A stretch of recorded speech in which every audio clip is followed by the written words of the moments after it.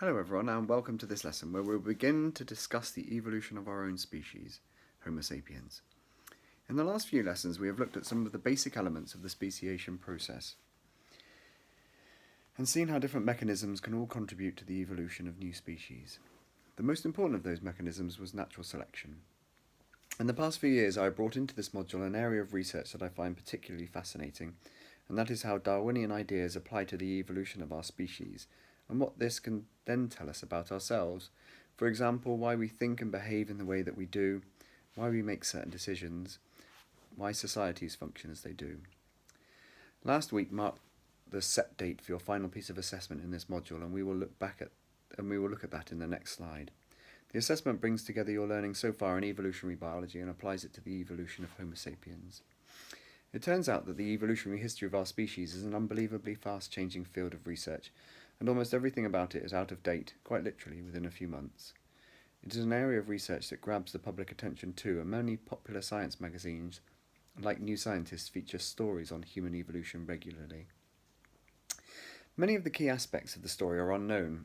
For example, there is still debate about whether our species evolved in Africa. However, this part of the story is now almost universally accepted as being the case, with substantial evidence pointing in that direction. Yet still there is a lot of debate about how much the interbreeding of our species with other hominins has contributed to aspects of our evolution. For example, perhaps you are aware that within the genomes of all Homo sapiens of European descent, there lies DNA from Homo neanderthalensis, the Neanderthals.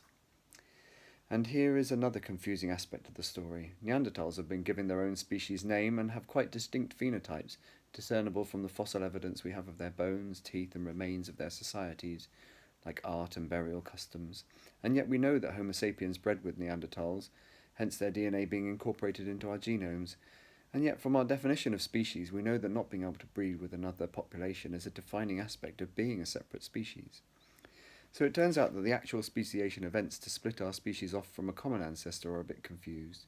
We don't really know what the common ancestor is between our species and the Neanderthals, our most closely related species, and neither do we know when our species evolved, for sure.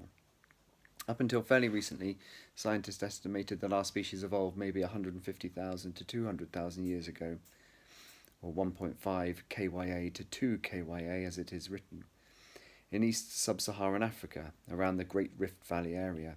However, fossils attributed to Homo sapiens found in Jebel Irhoud in Morocco were recently dated to around 300,000 years ago, pushing back the origin of our species in time and to another location.